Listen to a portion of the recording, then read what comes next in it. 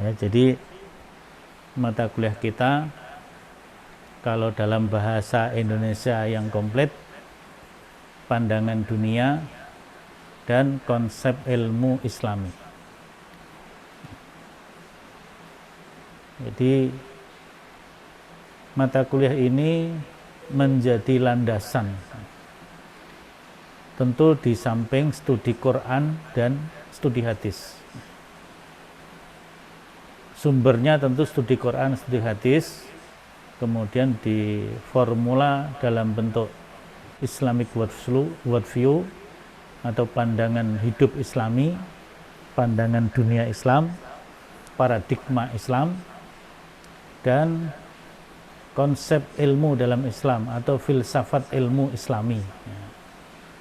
Karena filsafat ilmu yang berkembang di perguruan tinggi di Indonesia, baik itu di perguruan tinggi Islam maupun di perguruan tinggi agama dan perguruan tinggi umum, kebanyakan yang dikembangkan filsafat ilmu atau konsep ilmu ala barat, yang tentu memiliki paradigma yang berbeda dengan Islam.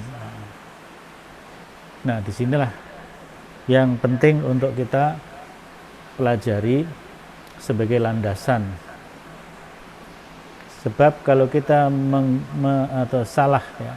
salah menggunakan worldview atau paradigma atau falsafah hidup atau konsep hidup yang nanti akan mewarnai konsep ilmunya,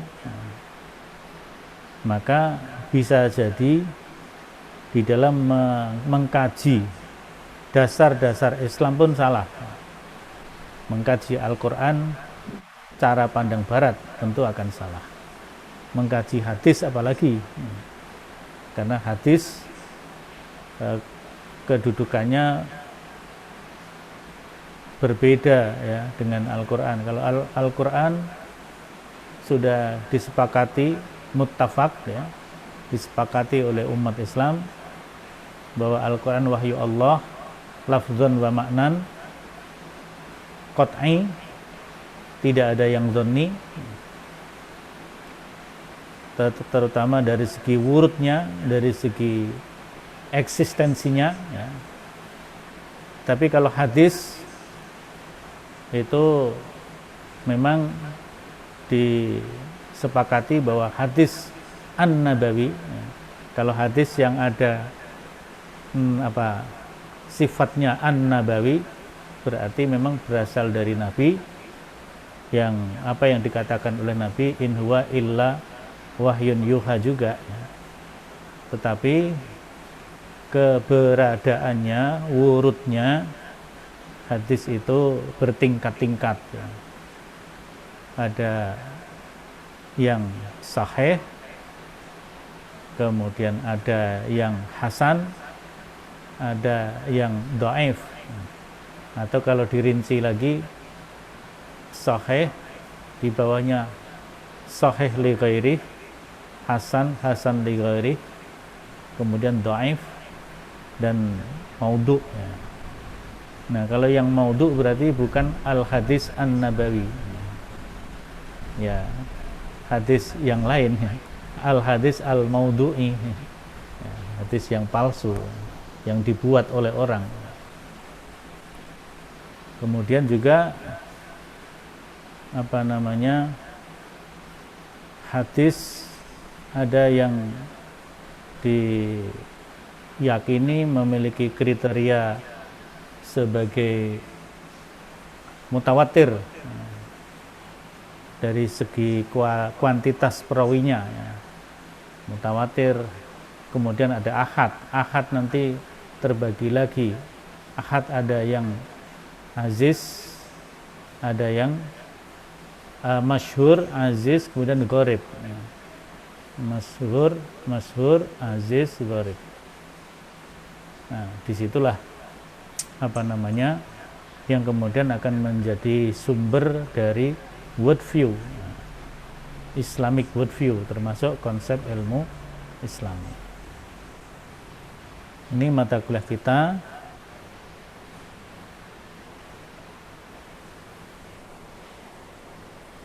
Kalau kita lihat di deskripsi mata kuliahnya,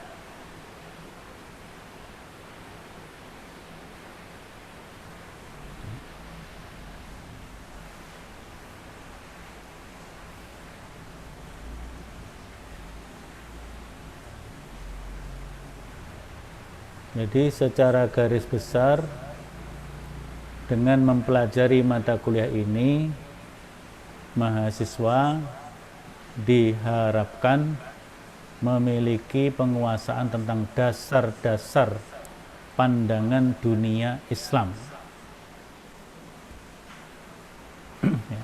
Dasar-dasar pandangan dunia Islam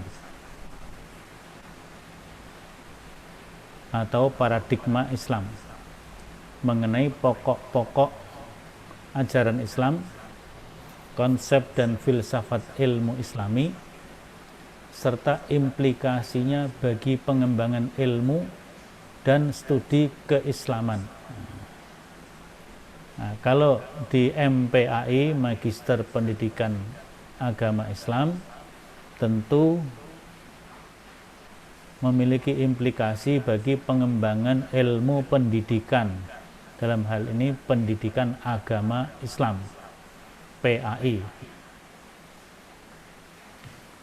Maka materi ini diberikan dalam bentuk telaah analitis, komprehensif, serta komparatif. Jadi komparatifnya, perbandingannya, muqaronahnya nanti dengan worldview, terutama worldview yang berbasis agama di luar Islam. Jadi saya melihat ada beberapa buku yang ditulis oleh para ahli, ya. Ada buku Islamic Worldview, tapi saya temukan juga ada Christian Worldview. Jadi ada Christian Worldview ternyata. Kemudian ada seorang pastor berkebangsaan Belanda yang sudah menjadi warga negara Indonesia, yaitu Frans Magnus Suseno. Namanya saja sudah campuran, ya. Frans Magnus itu nama Belanda, Suseno nama Jawa. Nah, dia disebut Romo, ya. Padahal dia orang Belanda. Romo karena dia jadi pastor. Nah, di sini pengaruh Christian worldview, ya. Seolah-olah kalau yang disebut Romo itu pastor, Romo pastor. Nah, padahal ada Romo Kiai juga kan, orang Jawa. Tapi kan kalau orang disebut Romo itu sudah mengesankan Romo itu seorang pastor yang beragama Katolik, bahkan dia menjadi pemimpin dari agama Katolik, terutama kalau di Jawa. Bahkan Frans Magnus Suseno itu kan tidak di Jawa, tapi di Jakarta. Orang Jakarta kan nggak merasa sebagai orang Jawa, gitu kan. Kan orang Jakarta kalau ditanya mau kemana, mau pulang ke Jawa kan, gitu kan. Padahal Jakarta itu Pulau Jawa, gitu kan. Itu sudah worldview juga, ya. Jadi worldview orang Jakarta, bahkan orang Jawa yang tinggal di Jakarta, yang sudah lama di Jakarta, seolah-olah dia sedang berada di luar Jawa, ya. Sehingga kalau pulang ke Jawa Tengah, rumahnya Jawa Tengah, rumahnya Solo, Wonogiri, gitu ya, mau kemana? Pulang ke Jawa. Nah, itu adalah bagian dari worldview, ya, pandangan dunia. Nah, ini pandangan dunia yang benar apa yang salah, gitu kan. Jadi tadi muqaronah dengan worldview agama di luar Islam atau peradaban lain, ya. Nah, tadi saya menyebut Frans Magnus Suseno. Beliau menulis buku Etika Jawa dan Worldview. tentu worldview Jawa, Javanese worldview ya. Etika dan Javanese worldview. Kalau kita tidak mencoba mengkritisi, apalagi namanya kan Frank Magnus Suseno, jadi dia orang Jawa, seolah-olah menggambarkan dia orang Jawa ya. Dia menggambarkan orang sebagai orang Jawa karena memang dia juga menekuni ilmu antropologi ya. Nah, jadi dia sudah mungkin merasa sebagai orang Jawa, tapi dia tetap sebagai seorang Kristen dan seorang Belanda. Ketika dia bicara etika Jawa, kita bisa kritisi, dia menulis betul nggak etika Jawa? Jangan-jangan yang dia tulis adalah etika Kristen, tetapi dalam bahasa dan cara bicara orang Jawa. Nah, ini yang harus hati-hati juga kan. Seolah-olah dia sedang menulis Javanese worldview orang Jawa. Padahal pikiran Kristennya itu mewarnai. Nah, jadi ini yang harus hati-hati ya. Sehingga dulu juga ada seorang aktivis gereja juga yang menjadi anggota DPR, lupa partainya apa. Beliau juga yang mengusulkan ketika rame-rame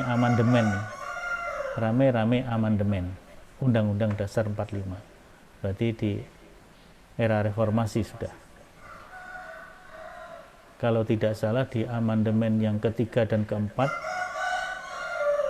yang ketua MPR-nya sudah tidak Pak Amin Rais lagi, tapi ketua MPR-nya kalau tidak salah Pak Hidayat Nur Wahid.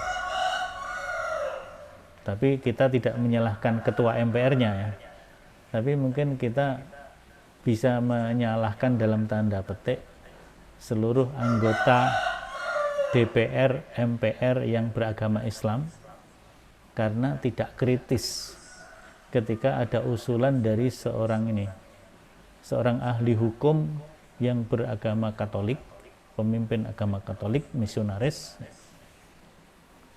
Nah, ketika amandemen, dia mengamandemen yang mungkin tidak sensitif, dianggap tidak sensitif, padahal itu memiliki implikasi yang besar bagi perpolitikan di Indonesia, yaitu pasal dan ayat tentang presiden.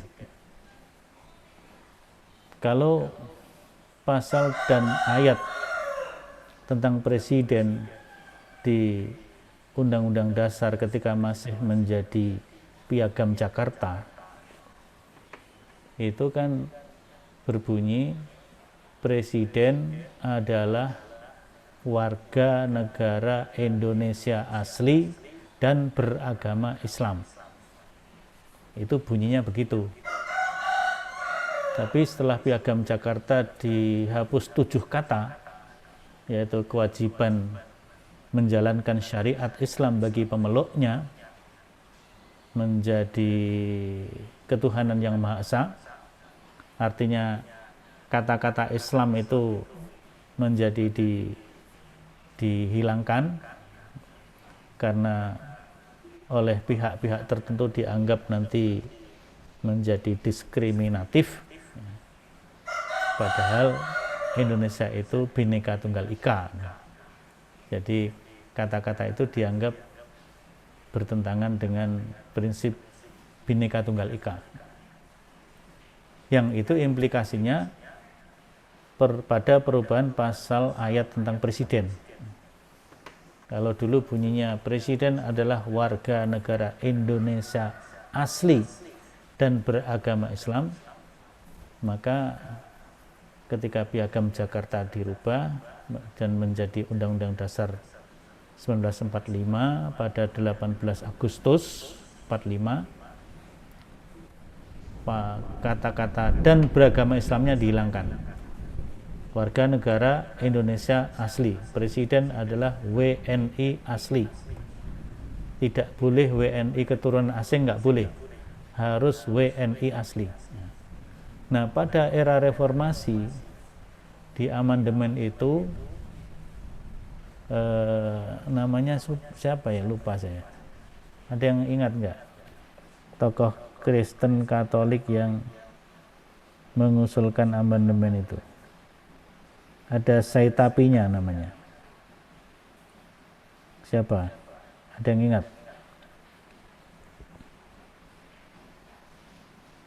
Saya lihat di Google dulu ya kalau ada.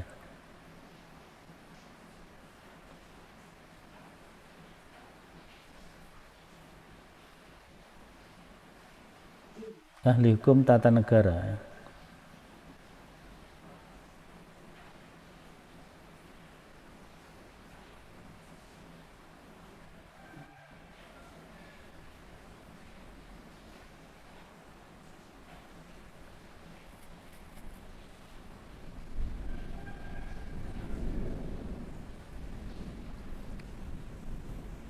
Namanya Profesor Dr. J.E. Sahitapi.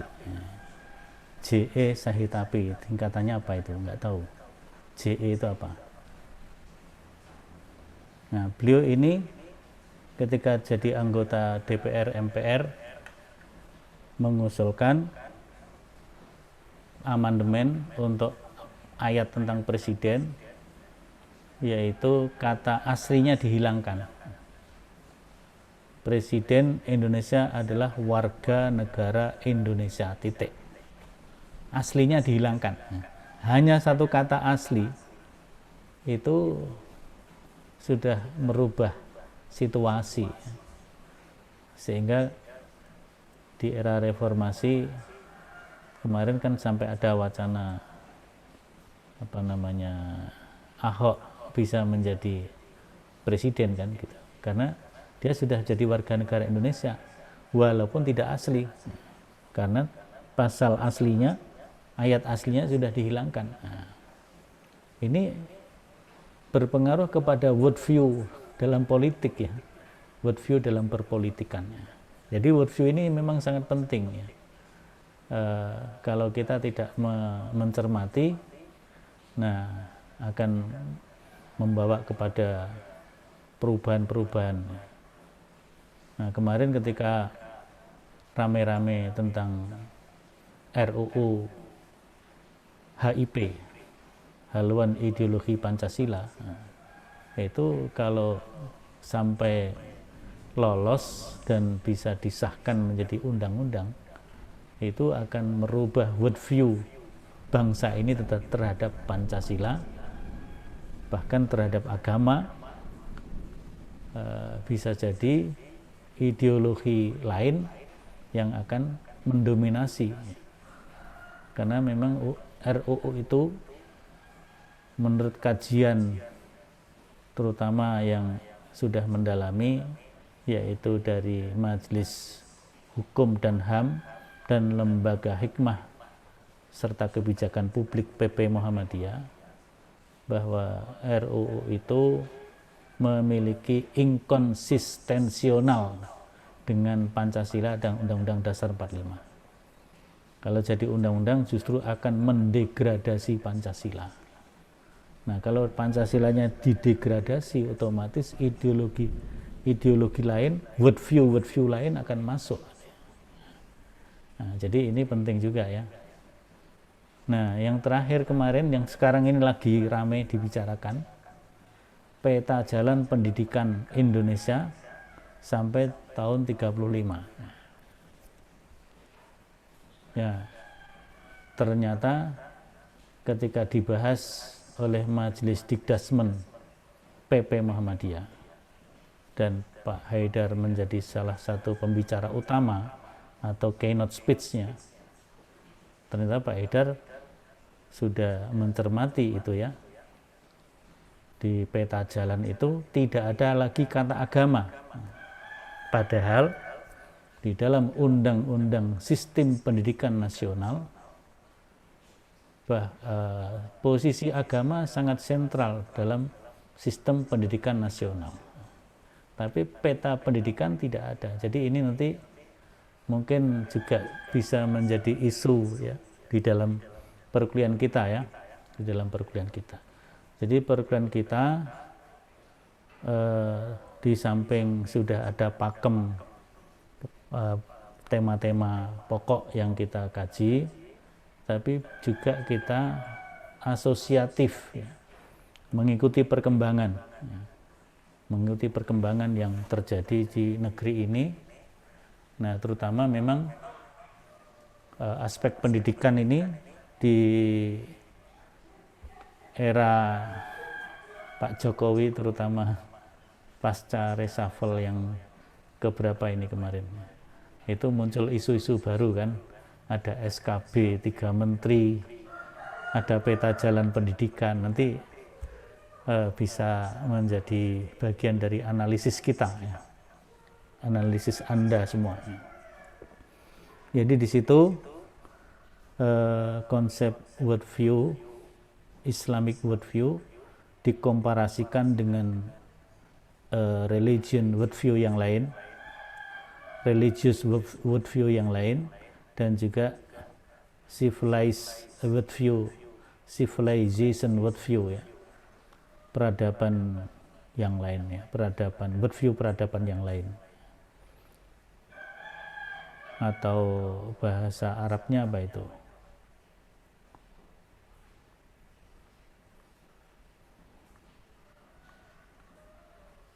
at-tasawwur as-saqafi, ya.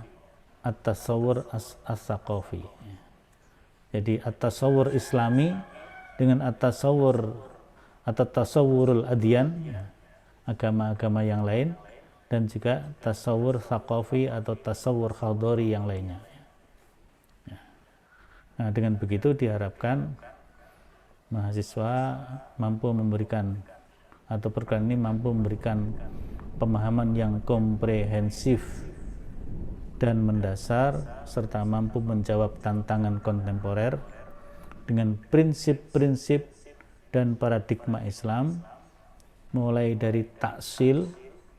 Jadi taksil itu berarti menggali dasar-dasarnya, menggali asal-asalnya, usuliyahnya, yaitu Al-Quran wa Sunnah. Kemudian mampu memberikan taswirnya, mendeskripsikan, memaparkan realitas, maka memaparkan teori-teori yang berkembang, mengkaitkan dengan taksil yang sudah kita lakukan. Jadi taksil itu kembali kepada orisinalitas, taswir memaparkan realitas, baik realitas teoritik maupun realitas yang lainnya, ya, realitas dalam praktek di masyarakat, ya. Kemudian memberikan tarsyid, nah, mengkaitkan antara taksil dan taswir itu ada tarsyidnya, ya. Jadi ada arahannya. Kalau Quran sunnahnya begini, agama begini, realitasnya kok seperti itu, mestinya harusnya bagaimana, itu tarsyidnya seperti itu. Jadi kalau kita menggunakan worldview yang lain, worldview sekuler misalnya, worldview barat sekuler, maka seringkali realitas dibiarkan realitas itu ada, ya. Walaupun kita belajarnya di ruang lingkup atau di gedung, di lembaga pendidikan Islam, tapi yang dipakai paradigmanya paradigma sekuler.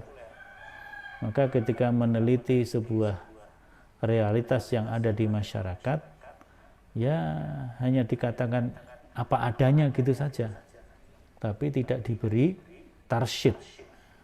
Nah, kewajiban sarjana Islam adalah memberikan tarsyid sesuai dengan pandangan hidup Islam, sesuai dengan worldview Islam. Misalnya di Wonogiri, yang dari Wonogiri, ya, ada tradisi namanya rasulan. Rasulan. Nah, itu kan berasal dari kata rasul, ya.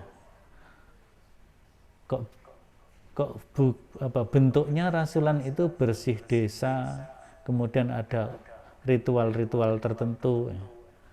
Nggak ada hubungannya dengan rasul, gitu. kemudian nanti ada keyakinan-keyakinan yang menyertai tradisi rasulan itu. Nah, kalau penelitian menggunakan paradigma ilmu-ilmu sosial sekuler, maka penelitian akan hanya memaparkan apa adanya. Mungkin kalau ada analisis juga analisis sesuai dengan teori-teori yang dikembangkan dalam dunia sekuler ya, mungkin analisis sosiologis atau antropologis atau historis, tetapi tidak ada analisis bagaimana pandangan Al-Quran, pandangan akidah, pandangan ibadah, akhlak dan sebagainya. Nah, di sinilah pentingnya worldview Islam itu. Sehingga kalau meneliti tradisi misalnya tadi rasulan tadi, mesti harus ada ini dari sisi pandangan Islam. Nanti kalau dilihat dari sudut pendidikan Islam bagaimana, kalau dilihat dari sudut mungkin yang menekuni ilmu akidah ya, ilmu akidah Islam bagaimana, nanti yang menekuni aspek yang lain lagi ilmu hukum Islam bagaimana. Nah, jadi disinilah Islamic worldview itu. Jadi ada taksil, ada taswir, kemudian tarsyid. Nah, setelah tarsyid berikutnya adalah tatwir, pengembangan. Nah, pengembangannya ini sudah betul-betul diarahkan kepada prinsip-prinsip Islam, konsep ilmu Islam, worldview Islam. Begitu juga bagian yang puncaknya yaitu tangzir. Tangzir itu membangun nazariyah. Nazariyah itu teori. Jadi kalau tangzir itu boleh dikata sudah membangun teori, memunculkan teori baru. Tapi kalau tatwir itu mungkin menerapkan teori tetapi dengan sikap kritis. Sedangkan kalau tarsyid itu kritik teori, mengkritisi teori yang ada. Jadi tarsyid itu kritik teori, tatwir itu mengembangkan teori, tentu berdasarkan prinsip-prinsip Islam, tatwir al-islami ya.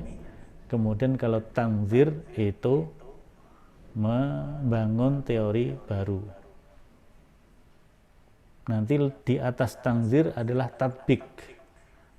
Tatbik itu implementatif.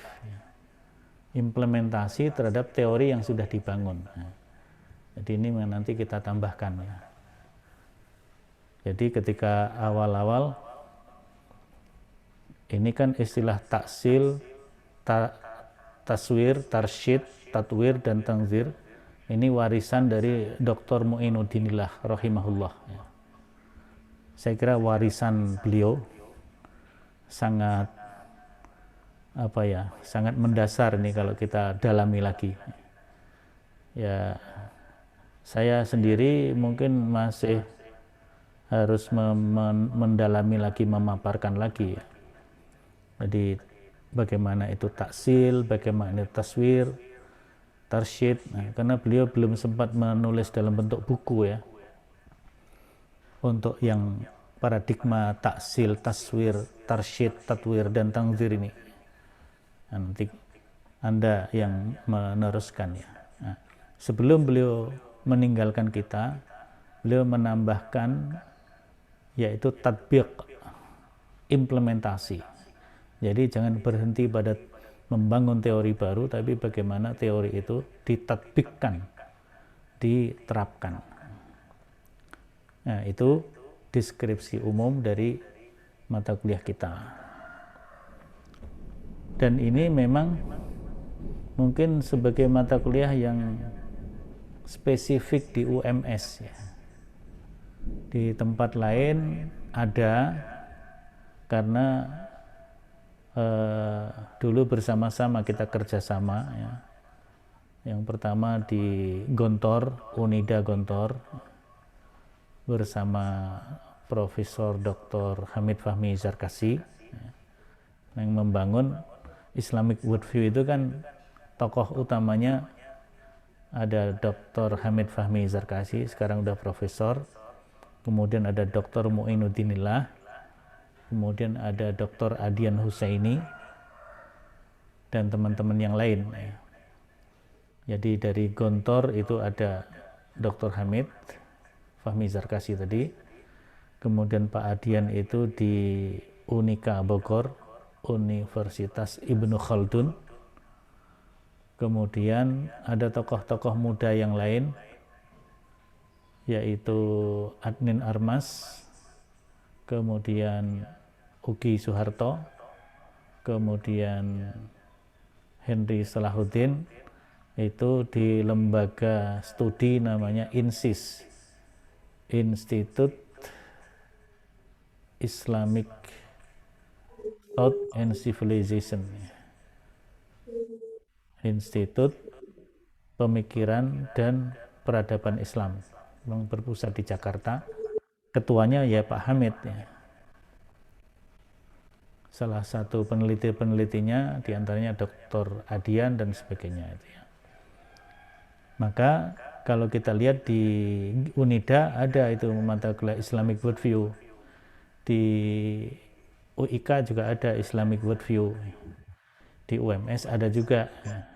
Tapi yang pertama menerapkan Islamic Worldview itu di UMS, karena yang membuka ini kebetulan Pak Hamid, Pak Adian juga bersama-sama Pak Muin, saya membuka konsentrasi pemikiran peradaban di Magister UMS ini, Magister Studi Islam di UMS ini, yang sekarang menjadi MPAI MHES.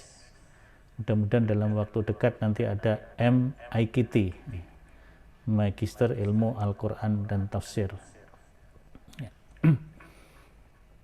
Nah, saya tidak tahu apakah yang di Gontor, di UIK, itu ada paradigma taksil, taswir, tarsyid, tatwir, dan tangzir, serta tatbik ini. Jadi ini memang khas yang dari Dr. Muinuddinillah.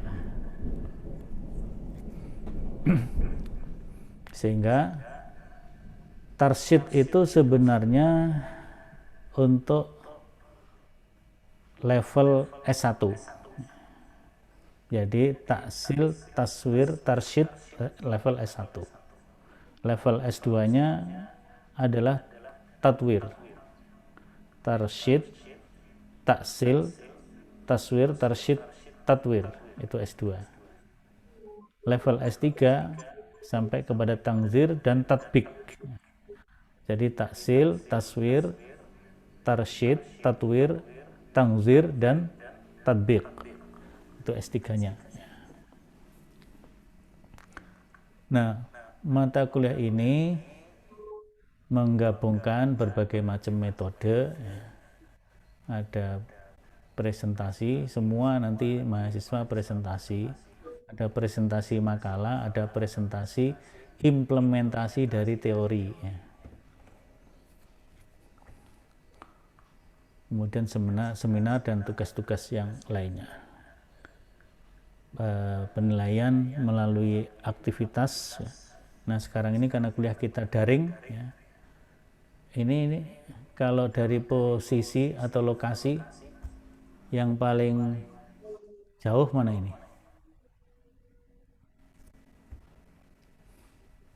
Mas apa namanya? Mas Hudi ya? Yang dari Kalimantan tadi Mas Hudi ya? Ustaz. Dari Pontianak atau dari mana? Julianda. Ya? Julianda. Oh Julianda ya, yang Pontianak ya? Iya Pak, dari Kapuas Hulu Pak. Dari Kapuas Hulu ya, tapi suaranya jelas ini ya? Sinyalnya Iya, baik ya? sementara di dekat Pontianak jadi kuat sinyal Pak. Ya mudah-mudahan lancar nanti ya. Amin Pak. Tapi nanti ada kemungkinan semester depan mungkin sudah dimulai offline perkuliahannya, Anda harus datang ke Solo ya. Insya Allah ya, karena perkuliahan teoretik kan kita hanya 2 semester saja, 2 semester. Semester yang ketiga sudah harus seminar proposal dan menulis tesis. Syukur di semester 3 Anda sudah selesai semuanya. Jadi 1,5 tahun itu selesai. Usahakan masuk bersama, selesai bersama begitu ya. Amin. Kerjasama satu sama lainnya. Oh, Selanjutnya saya tampilkan RPS-nya dulu.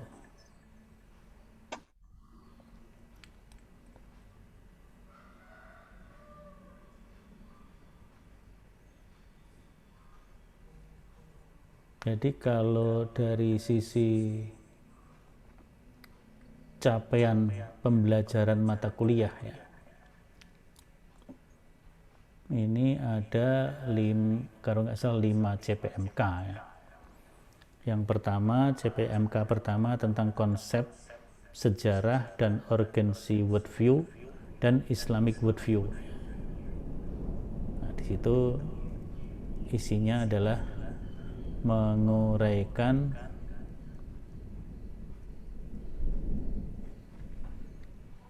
pengertian konsep urgensi, kemudian unsur-unsur dan elemen worldview, kemudian menguraikan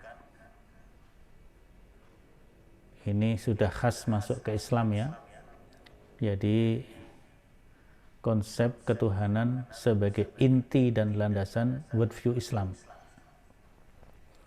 Nah, pada CPMK 11 di situ kan pengertian konsep worldview, urgensi worldview, dan juga Islamic worldview dalam kehidupan. Nanti kan saya uraikan di dalam kesempatan hari ini bagaimana kita memahami worldview itu ya.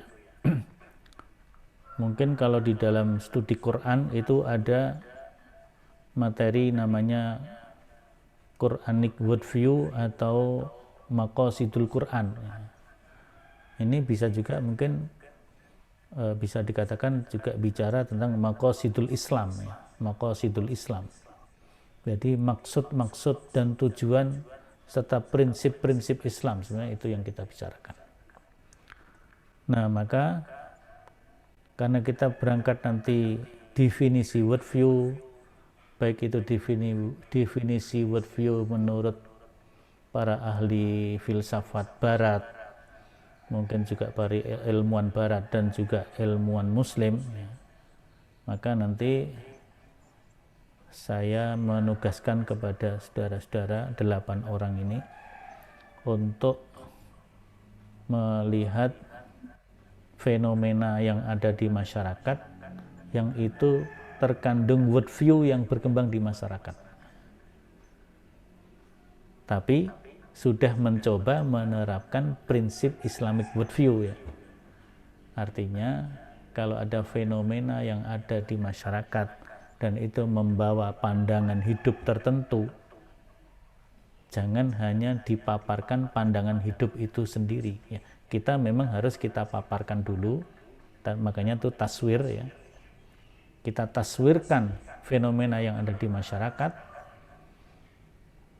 kemudian worldview di balik fenomena itu apa, nah, baru kita hubungkan dengan taksil, nah, kita hubungkan dengan prinsip-prinsip orisinalitas Islam, sumber-sumber Islam, nah, kemudian ada tarsyidnya.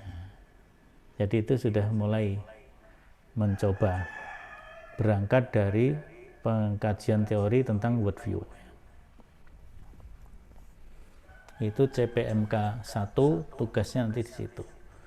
Dan yang CPMK berikutnya itu terutama CPMK 1-3 dan seterusnya, itu sudah paparan makalah teoritis yang nanti dikaji oleh masing-masing individu, tapi juga nanti ada makalah kelompok ya.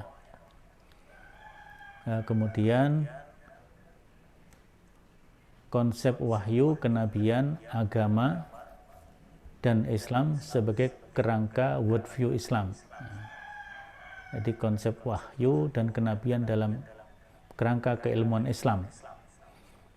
Tapi juga kita bisa membandingkan ya, sama-sama wahyu, revelation. Apakah Islamic revelation dengan Christian revelation itu sama? Itu yang nanti perlu diperbandingkan ya. Sedangkan kata Allah ya, mereka menyebut Allah di dalam Al-Quran, di dalam Islam, dengan Allah dalam agama Kristen itu kan berbeda. Nah, kalau Allah dalam Islam itu kan nama diri ya.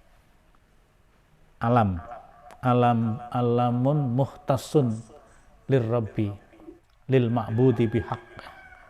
Jadi Allah itu nama Allah, dan nama yang khusus, muhtasun lil ma'budi bil haq gitu. Tapi kalau Allah dalam agama Kristen itu berbeda. Maka ada Allah Bapa ya. Jadi Allah itu, kalau dulu Nurholis Majid pernah memberikan terjemahan la ilaha illallah, tidak ada Tuhan selain Tuhan. Jadi Allah dengan ilah itu disamakan. Jadi Allah itu ya sama dengan ilah. Itu menurut Kristen. Kalau dalam Islam tidak. Ilah itu dengan Allah berbeda. Meskipun secara kebahasaan ada yang berpendapat bahwa Allah itu mustaqun minal ilah. Tapi kan ini hanya satu pendapat, dan itu hanya mustaq lafzinya. Tetapi eksistensi lafzinya itu Allah itu ism alam. Ism alam itu nama diri, tidak bisa diterjemah. Tidak bisa dirubah. Jadi namanya mujahid itu tidak bisa diterjemah, diartikan pejuang ya. Jadi nanti dipanggil Mas Ahmad Pejuang, tidak bisa, tidak boleh diterjemah ya. Seperti nama kota Surabaya, itu sudah baku nama Surabaya, tidak bisa diterjemahkan. Sura itu ikan, baya itu buaya, ikan dan boyo, tidak bisa gitu ya. Itu namanya alam, alamun, isim alam itu dalam bahasa Arab namanya. Kalau dalam bahasa kita nama diri ya, nama diri. Jadi nama diri bagi Allah itu dalam Islam, Allah itu nama diri yang khusus untuk Allah itu sendiri. Yang lain tidak boleh diberi nama Allah. Jadi Anda punya anak, lahir anak laki-laki, tidak boleh diberi nama Allah. Lahir anak perempuan juga tidak boleh diberi nama Allah. Bolehnya mungkin Abdullah, Nurullah, apalagi ya, Abdullah, Nurullah, Ayatullah masih boleh ya. Kalau perempuan nanti mungkin Amatullah ya. Laki-laki Aminullah, Aminatullah mungkin masih boleh ya. Jadi nama Allah tidak boleh diberikan selain kepada Allah, nama diri. Nah Allah berbeda. Allah sama dengan ilah ya enggak. Mereka menerjemahkan tidak ada Tuhan selain Tuhan. Tidak ada Tuhan selain Tuhan. Kemudian CPMK yang ketiga, tadi kalau yang kedua tadi wahyu kenabian ya. Jadi ada makna agama, konsep manusia dan makna kebahagiaan dalam Islam, itu bagian dari itu. Kemudian CPMK yang ketiga adalah hubungan agama dan ilmu pengetahuan.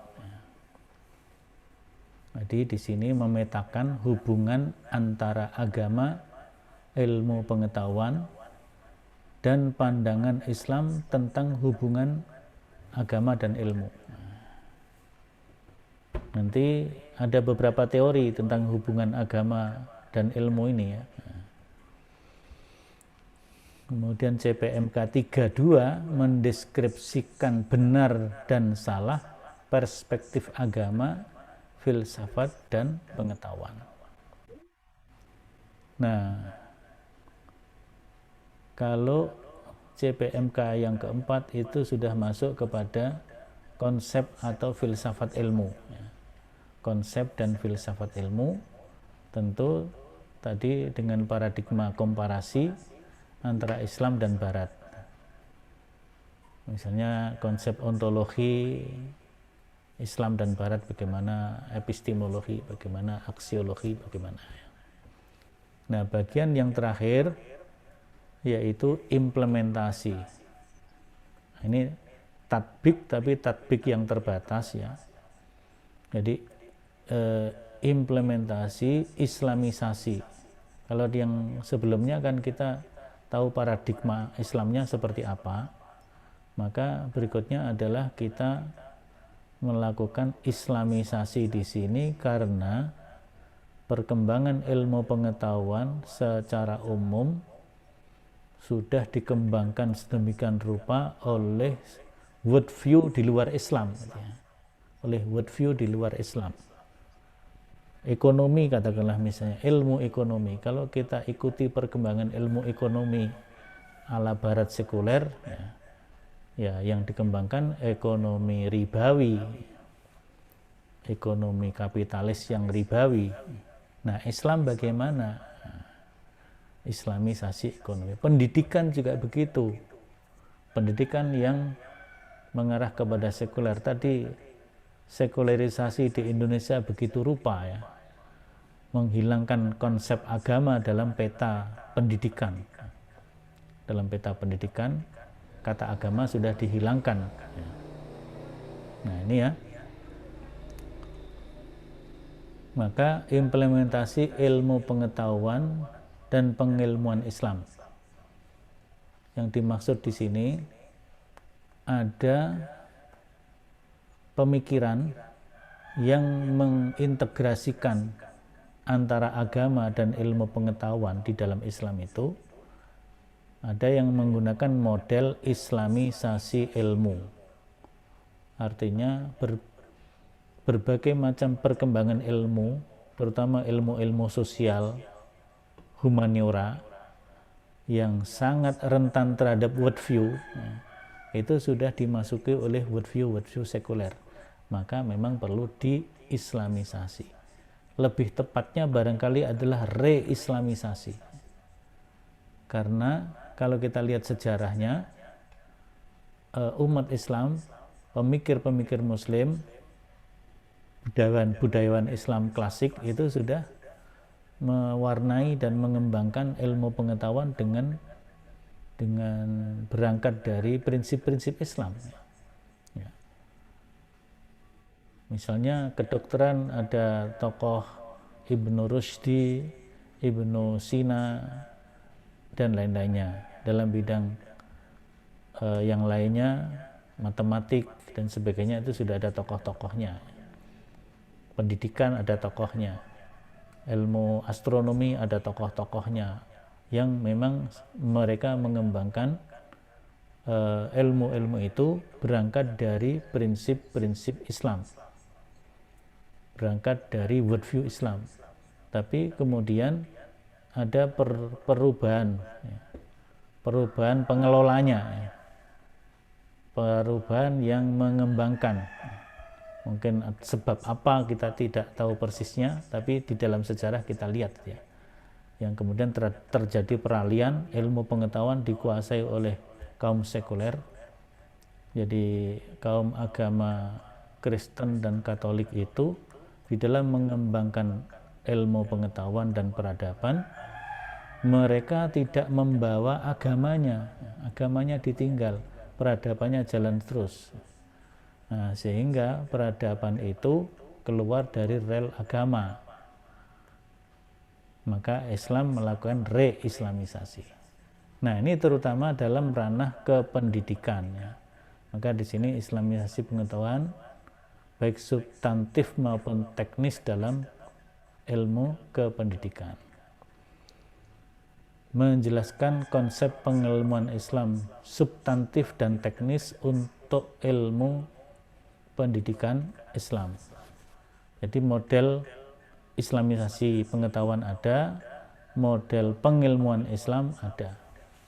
Model pengilmuan Islam ini dalam makna kita menjelaskan konsep-konsep Quran atau isyarat-isyarat Qurani, isyarat-isyarat di dalam hadis diformulasikan dalam bentuk formula ilmiah ya, gitu ya. Formula keilmuan. Bukan menganggap Islam tidak ilmiah, tidak, tetapi formulasinya ya. Formulasinya formula metodologi keilmuan, kira-kira seperti itu. Itu yang model pengilmuan Islam. Kemudian menerapkan islamisasi dan pengilmuan Islam dalam pendidikan Islam, nanti bisa masuk dalam misalnya pengembangan kurikulum, kemudian pengembangan kelembagaan, pengembangan materi pembelajaran ya, termasuk menulis buku ajar. Misalnya buku ajar sejarah nasional Indonesia. Apakah sejarah itu ilmu yang netral sama sekali? Tentu tidak. Sejarah itu sangat dipengaruhi oleh penulisnya, perancangnya, dan pengaruh itu disetir mungkin oleh pengalaman ilmunya dan juga pengalaman keagamaannya. Ya, katakanlah teori sejarah tentang PKI di Indonesia. Pada masa lalu, masa Orde Baru, katakanlah mungkin sejarah tentang PKI bagi umat Islam nggak ada masalah ya, karena Orde Baru memiliki komitmen yang kuat untuk membendung pengaruh negatif komunisme dan PKI di Indonesia. Bahkan komunisme, PKI, kemudian paham-paham yang melandasi, baik itu Marxisme, Leninisme, apalagi satunya itu, Marxisme, komunisme, Marxisme, Leninisme, adalah merupakan ideologi yang dilarang untuk diajarkan dan disebarkan di Indonesia. Itu bagi umat Islam oke, bagus. Tapi setelah reformasi ini terjadi pergumulan, perang pemikiran, Ghazwul Fikri ya. Ada yang mengatakan, saya masih ada itu YouTube-nya masih, jejak digitalnya masih ada. Ada yang mengatakan bahwa film G30 SPKI dibuat skenario-nya berdasarkan hoax, berdasarkan berita bohong.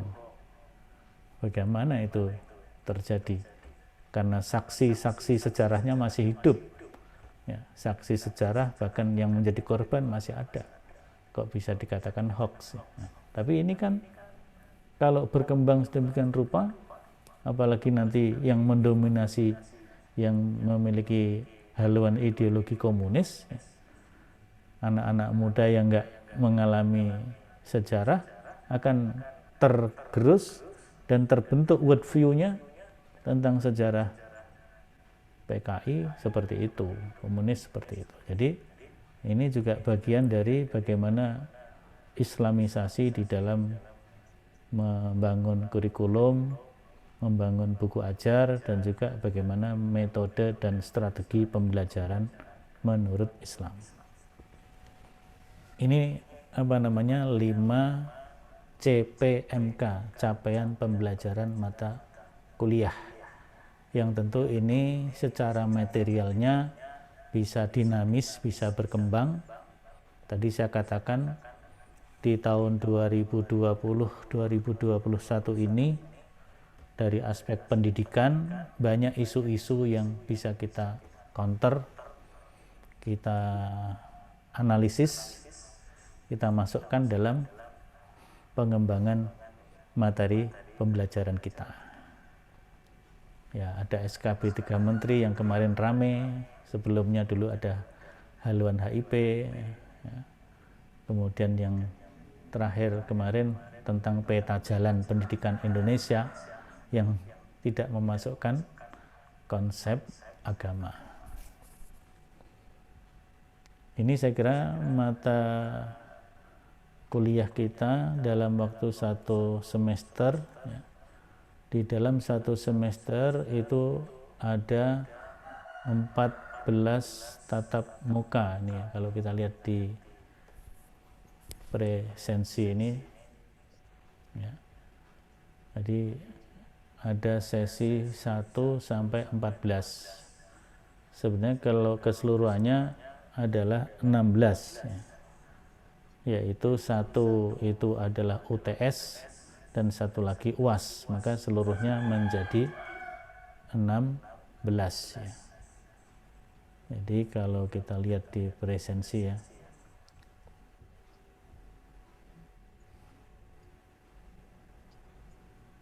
tapi presensi nanti yang kita terapkan tidak presensi ini. Setiap kuliah saya akan membagikan presensi, Anda isi nama, nomor induk. Walaupun sudah ada, tapi nomor induk selalu ngisi, kemudian tanggal, kemudian tanda tangan. Tanda tangannya langsung online ya. Nanti saya bagikan setelah perkuliahan. Nah ini kalau kita lihat nih ada 14 kali tatap muka. Hari ini kita 1-2. Jadi setiap pertemuan itu 2 sesi sekaligus. Nanti pertemuan yang kedua, sesi 3 dan 4, ini implementasi tadi ya. Implementasi teori-teori worldview. Baru nanti 5, 6, 7, 8, 9, 10, 11, 12, 13, 14 itu presentasi makalah tematik,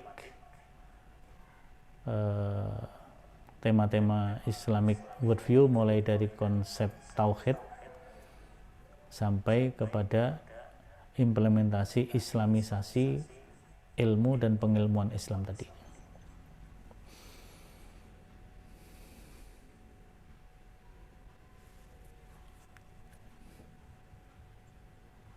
Baik, kita teruskan kepada materi tentang worldview.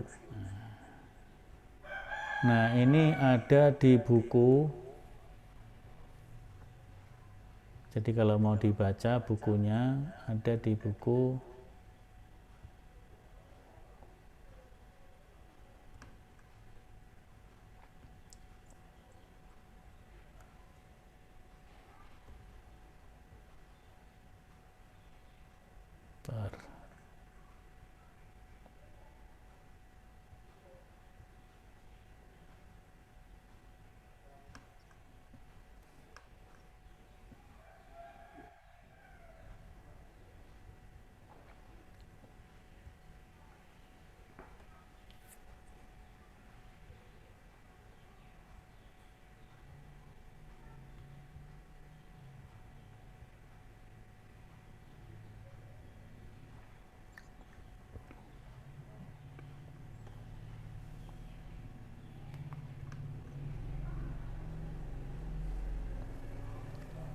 Nah, ini yang pertama ada buku yang berjudul Islamic Worldview, ditulis oleh Abad Mansur Tamam, Doktor, diterbitkan oleh Spirit Media Jakarta 2017.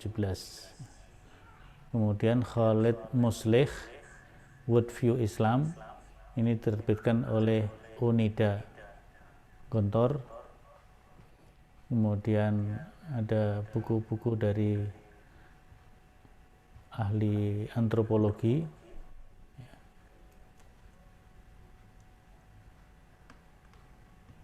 Ya, ini nanti silahkan dibaca karena RPS ini, rencana pembelajaran semester, sudah saya upload di psikologi ya, di psikologi. Jadi semua saya minta untuk join course di psikologi ya. Jadi kita menggunakan kelas virtual di psikologi. Mana psikologinya? Belum dibuka ya psikologinya. Baik, saya buka dulu psikologinya.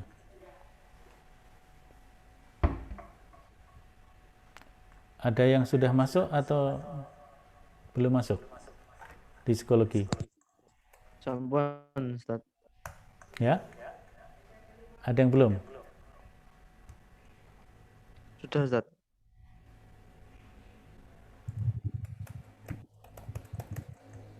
Ya, kita lihat.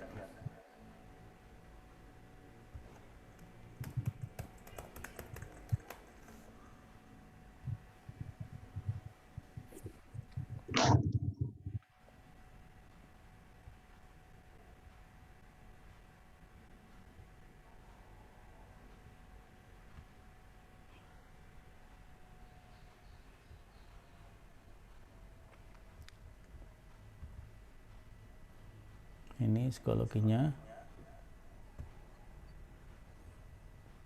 Kelas kita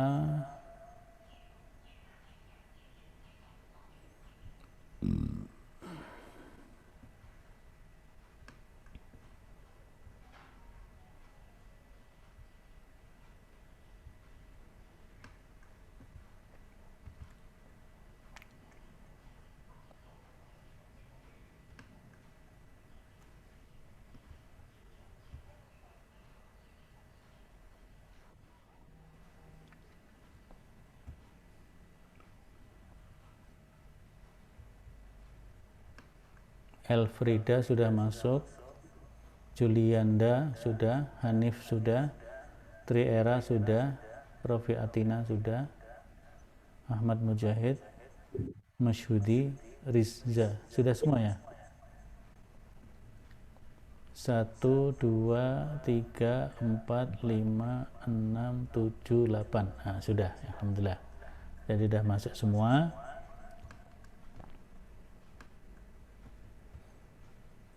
Kita sudah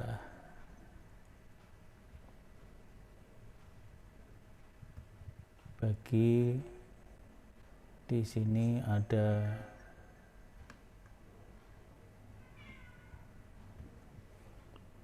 7 kali pertemuan ya. Tapi materinya belum saya beri semuanya di sini ya. Tapi RPS sudah ada, kemudian materi teoretik ini ada ya, untuk pertemuan pertama. Ada penugasannya ini ya. Nah, ini presensinya nanti saya ganti ya. Ini presensi yang lama ini, linknya nanti diganti.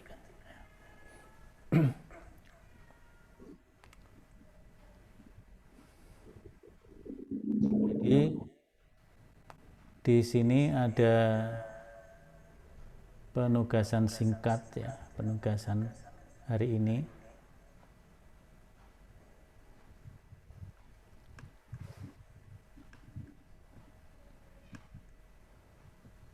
Jadi komentar singkat tentang program ini, kenalan dan biodata singkat ya. Kemudian ngisi presensi, tapi ini nanti linknya kita ganti ya. Ini masih Google Form, kita menggunakan yang baru yaitu Zoho Form yang ada tanda tangannya ya. Ya. Nanti saya ganti. Kemudian untuk persiapan yang pertemuan yang kedua,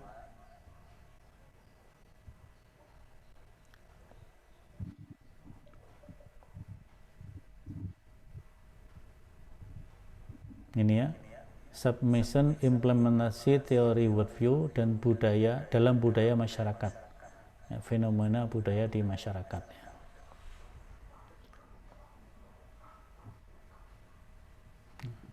Jadi segala teori tentang worldview, pandangan hidup, prinsip hidup, pedoman hidup, paradigma, silahkan Anda submit karya Anda, dan pada saat kuliah via video conference by Zoom Anda bertugas mempresentasikan. Jadi langsung nanti ya pertemuan yang kedua Anda sudah siap untuk mempresentasikan,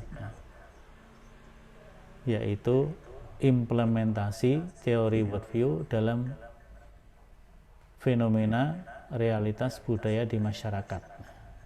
Contohnya tadi ya, di Wonogiri ada tradisi rasulan, kemudian di mana lagi ada apa-apa gitu ya, yang unik-unik gitu ya, yang unik-unik. Boleh jadi yang Anda uraikan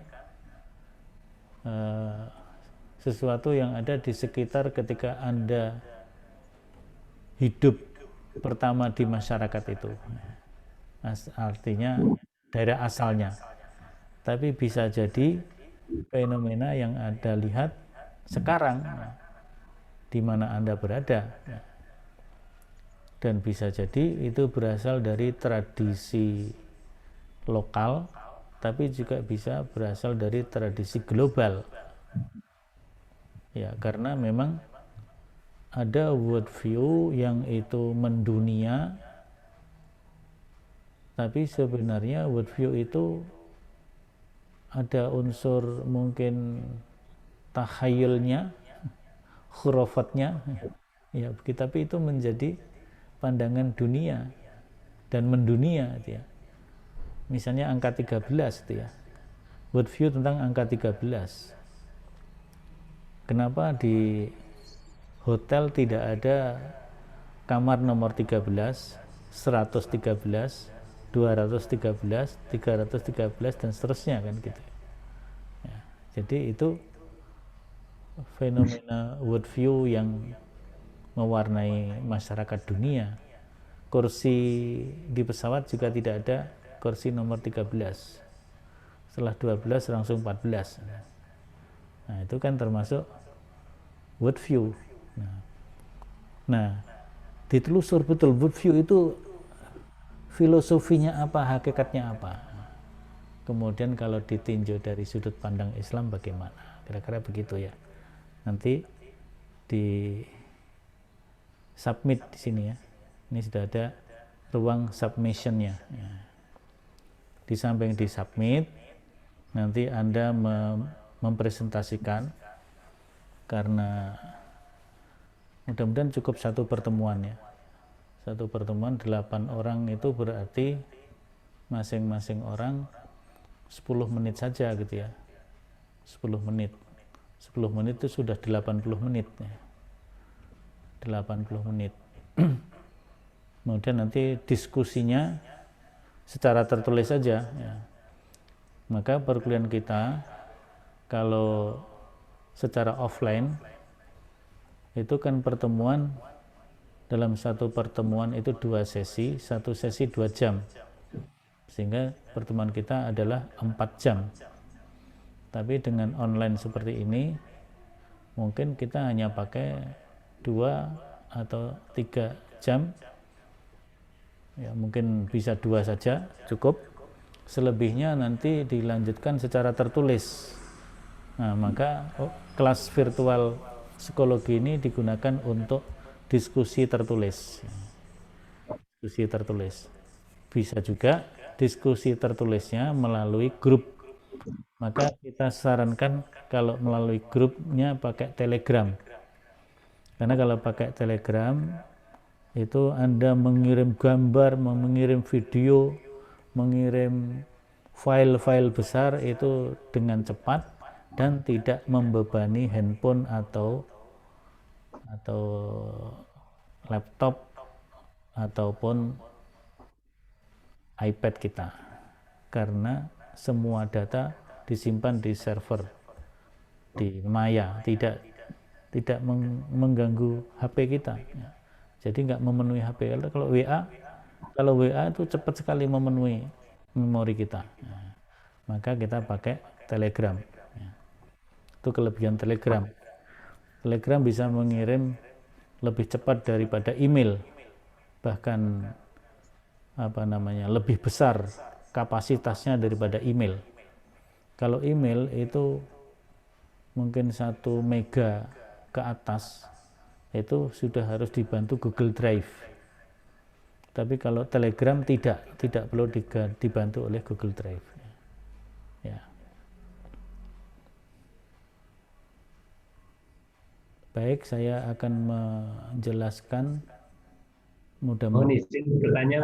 Boleh, silakan. Yang tugas submission tadi itu berupa Word atau PPT yang kita upload atau kita sekedar menjelaskan di presentasi itu? Jadi begini,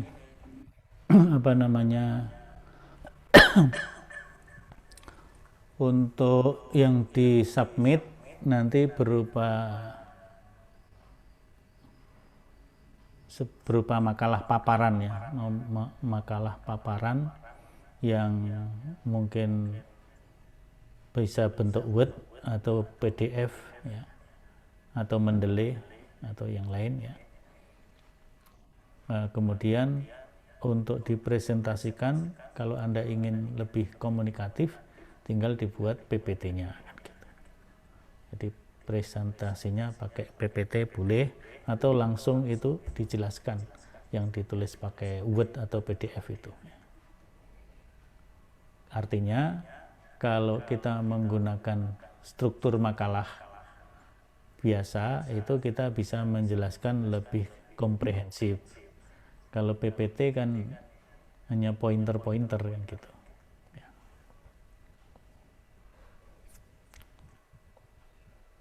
Berarti sesuai dengan standar struktur makalah yang standar nih.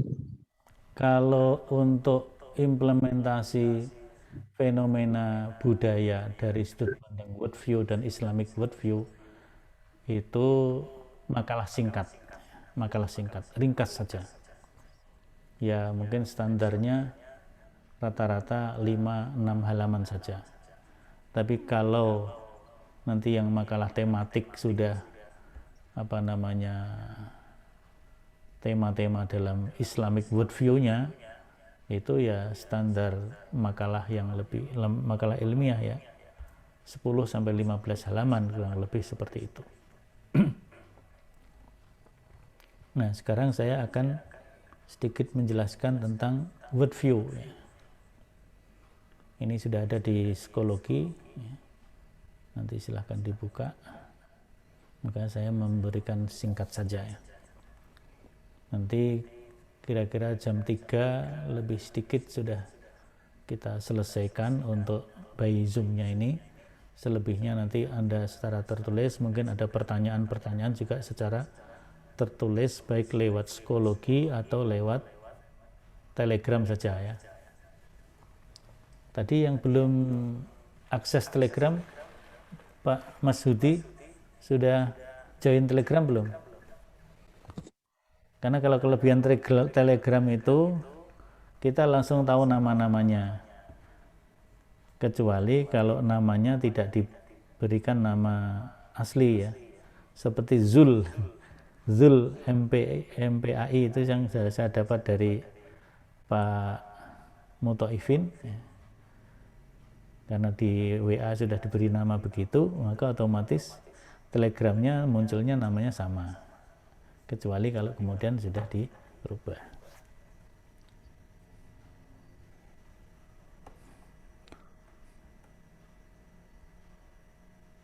Pak Mas Hudi sudah join ya? Belum, Ustaz. Belum ya? Silakan. Belum, Ustaz. Dan kelebihan Telegram itu satu nomor bisa dipakai di HP, nanti bisa diinstalkan di laptop kita atau yang lain. Jadi satu nomor bisa untuk berapa perangkat. Kalau WA kan satu nomor satu perangkat. Kalau kita buka di Laptop itu kan hanya apa istilahnya, kan tetap harus pakai HP juga. Tapi kalau Telegram, HP-nya mati, Telegramnya tetap dibuka bisa di laptop kita selama laptopnya tergabung dengan internet. Itu ya, kelebihannya di situ Telegram. Yang baru kemarin BIP dari Turki juga masih di bawah Telegram ininya, apa namanya, fasilitas-fasilitasnya. Nah sekarang pengertian worldview.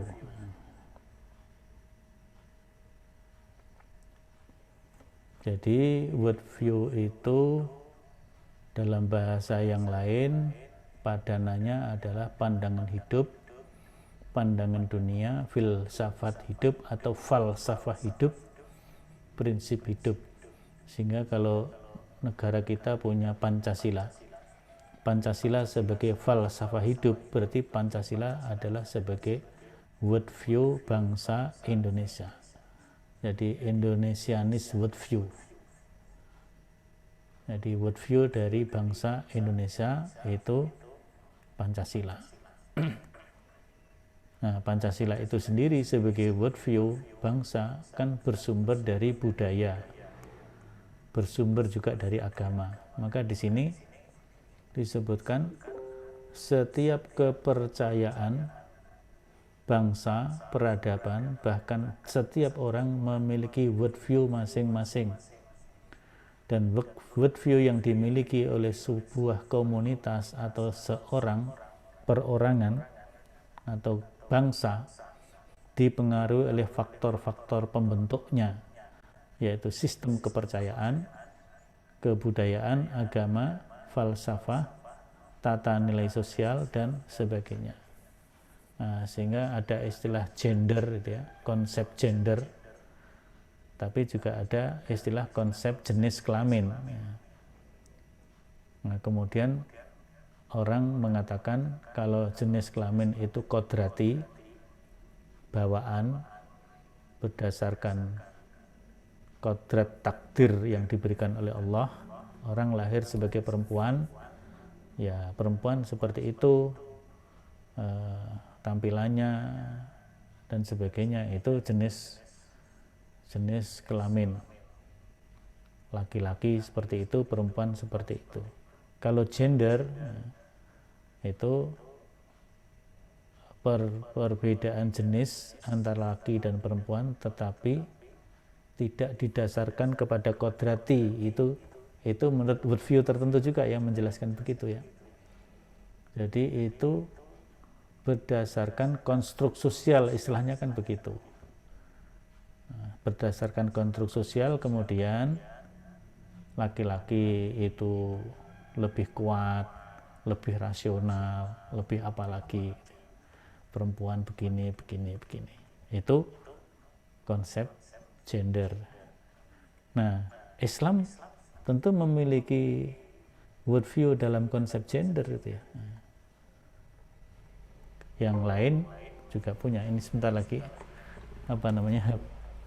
laptop saya mau habis baterainya Pak. Itu loh.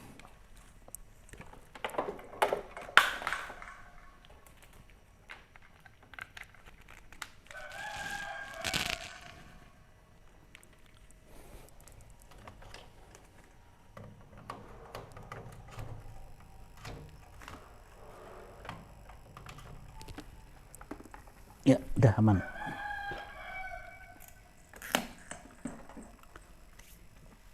Itu faktor-faktor dominan yang membentuk ya.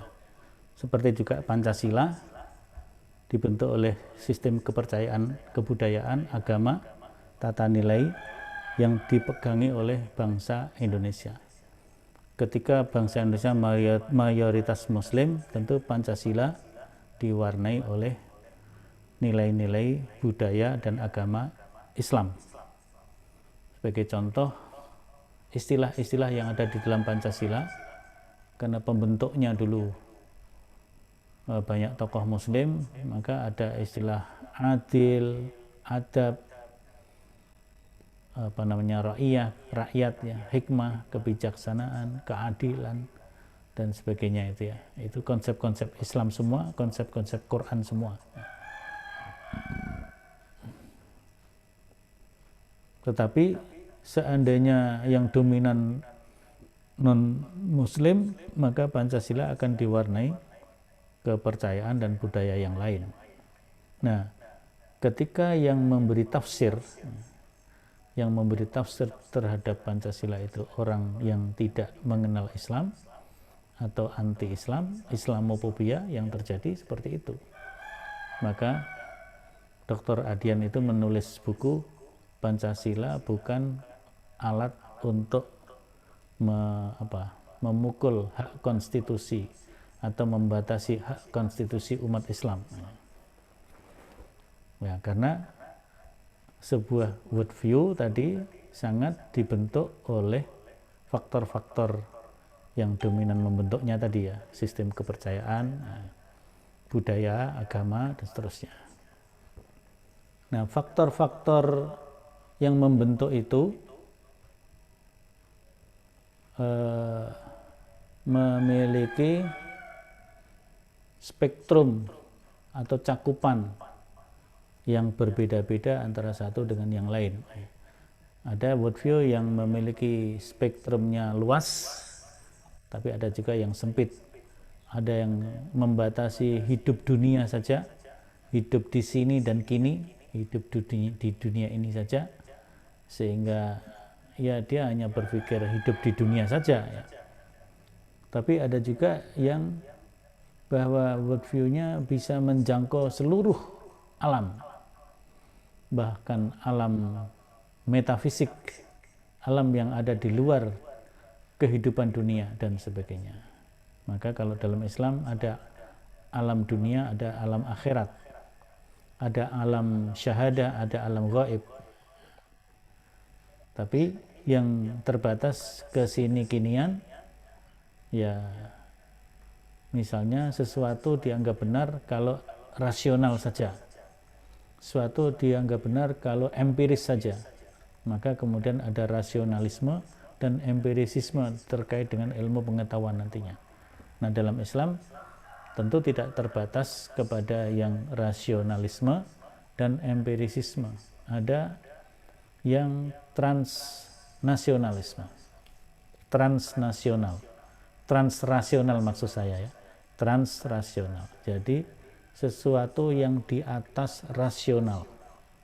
Jadi rasio akal kita tidak mencapai, tapi fenomena itu ada di atas pencapaian rasio kita, sehingga itu melibatkan keimanan kita. Sehingga dulu ketika Nabi Isra wal Mi'raj, para masyarakat di sekitar menganggap itu tidak rasional, menganggap itu irrasional.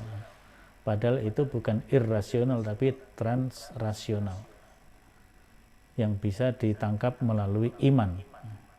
Sehingga Abu Bakar yang pertama kali membenarkan, kemudian diberi nama oleh Nabi Abu Bakar As-Siddiq, karena dia orang yang pertama kali membenarkan sesuatu yang mungkin secara rasio tidak bisa dipahami, tetapi keimanan beliau menerima. Ya, itu ya. Ada alimul ghaibi wasyahadah, ada alam dunia, alam akhirat, dan seterusnya. Kemudian secara terminologis ada worldview, ada Weltanschauung, ada Weltansicht, ada juga paradigma, paradigm. Ada at-tasawwur al-islami, ada al-mabda, ada an-nazariyah. Ini kalau bahasa Arabnya an-nazariyah al-islamiyah. Ini karena bahasa Urdu Islam nazariyat ya.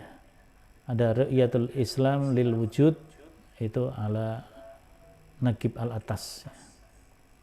Dalam Islam ini istilah-istilahnya. Cakupan worldview kurang lebih seperti ini. Ini tidak paten ya. Suara saya kok seperti nggak masuk ya. Suara saya masuk nggak?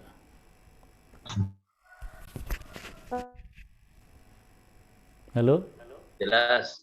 Oh jelas. Jelas, Pak. Ya, karena ini internetnya unstabil, ya. Unstable tulisannya. Ya. Jadi kira-kira yang Islam ini, ya, fisik non fisik, dunia akhirat. Nah, tapi yang lain ada yang fisik saja, non fisik saja, dunia saja, begitu ya. Kira-kira dalam melihat realitas. Nah, ini definisi secara umum seorang ahli antropologi, yaitu Ninian Smart.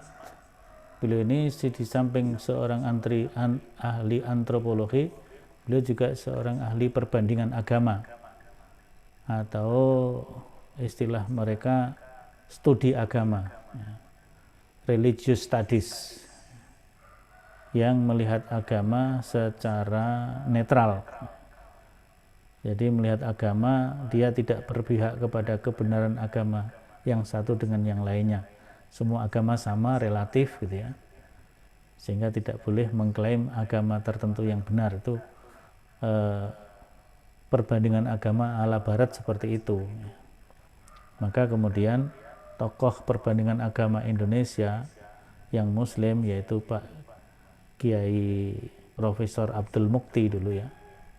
Bukan Abdul Mukti, Mukti Ali, Profesor Mukti Ali, Bapak Perbandingan Agama Indonesia, Guru Besar IAIN Sunan Kalijaga Yogyakarta atau UIN sekarang. Nah, beliau membuat teori dalam belajar perbandingan agama, agree in disagreement, setuju ke dalam ketidaksetujuan. Maksudnya begini, kita mesti meyakini agama kita adalah agama yang paling benar, tetapi dalam perbandingan agama kita berempati kepada keyakinan orang lain. Berempati itu di dalam mendeskripsikan keyakinan agama orang lain, tidak dikemukakan salah benarnya, tapi hanya dikemukakan apa adanya, tetapi kita yakini dalam keyakinan kita bahwa agama kitalah yang paling benar dan agama di luar kita itu tidak benar. Tetapi itu dalam keyakinan saja, tidak dalam pemaparan ilmiah. Tentu di situ boleh dikata sudah masuk tarsyidnya, sudah ada di situ ya. Tarsyidnya sudah ada, walaupun mungkin tidak seperti tarsyid yang diharapkan oleh Dr. Muin ya. Yang jelas, kalau seorang mempelajari berbagai macam agama, kemudian dia melepaskan keyakinan agamanya seperti teorinya Ninian Smart dan sebagainya ini, maka bagi seorang muslim tidak boleh memasuki ilmu perbandingan agama yang seperti itu. Itu menurut Pak Mukti Ali. Saya kira benar itu sudah ya. Nah, menurut Ninian Smart, worldview adalah kepercayaan, perasaan, dan apa-apa yang terdapat dalam pikiran seseorang yang berfungsi sebagai motor bagi keberlangsungan dan perubahan sosial dan moral. Nah, jadi kalau di sini worldview ya, sesuatu yang itu ada kepercayaan, perasaan, berarti kan pandangan dalam hati yang mewarnai gerakan, mungkin juga pikiran, bahkan perubahan sosial. Maka nanti kalau ada fenomena, kepercayaan yang melatari fenomena itu apa? Ruhnya apa? Hakikatnya apa? Thomas Wall ini seorang ahli filsafat agama. Dia mengatakan worldview adalah sistem kepercayaan dasar yang integral, kepercayaan dasar yang integral tentang diri kita